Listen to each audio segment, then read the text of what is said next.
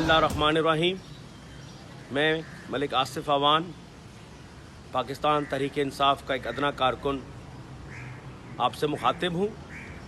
मैं अपने कारकुनान से ये कहना चाहूँगा कि भाइयों दोस्तों, जो कल रात से पुलिस गर्दी और रियासती दहशत गर्दी PTI के कारकुनान के ख़िलाफ़ शुरू हो चुकी है, हम इस पर सरापा एहतजाज हैं और इसकी पुरज़ोर मज़म्मत करते हैं।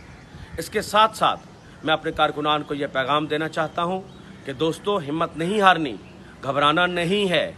ये मुश्किल का वक्त ज़रूर है, लेकिन मंजिलें हासिल करने के लिए अपने बच्चों की हकीकी आज़ादी और इस कौम के लिए एक ताबनाक मुस्तकबिल की खातिर ये कुर्बानियाँ हमें देनी होंगी।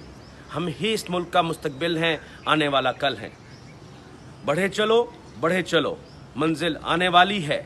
इंशाअल्लाह एक दूसरे के साथ खड़े हैं। मैं सोशल मीडिया के नौजवानों को और ख़ासकर अपनी लीगल टीम को ये पैगाम देना चाहता हूं कि इस वक्त आपके भरपूर एक्टिव होने का टाइम है। इस वक्त हमें आपकी ज़रूरत है।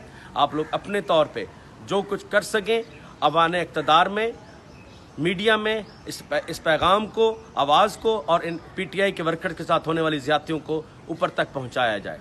इसके साथ साथ मैं अपने रियासती इक़्तिदार में बैठे अपने इदारों से भी मुखातिब हूँ। मैं अपनी पुलिस से मुखातिब हूँ, मैं अपने मुकन्नना और अदलिया से मुखातिब हूँ कि हमें बताया जाए क्या कसूर है हमारा। हम दहशतगर्द हैं क्या? चोरों और डाकियों के ख़िलाफ़ जिद्दोजहद करना कोई जुल्म है, कोई ज़्यादती है?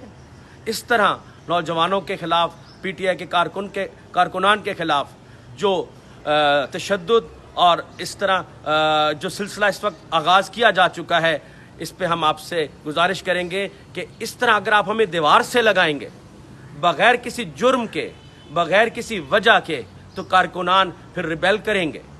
मैं आपसे गुजारिश करूंगा कि हमें पुरअमन रहने दें और हमारी इस पुरअमन एहतजाज में हमारा हिस्सा बने।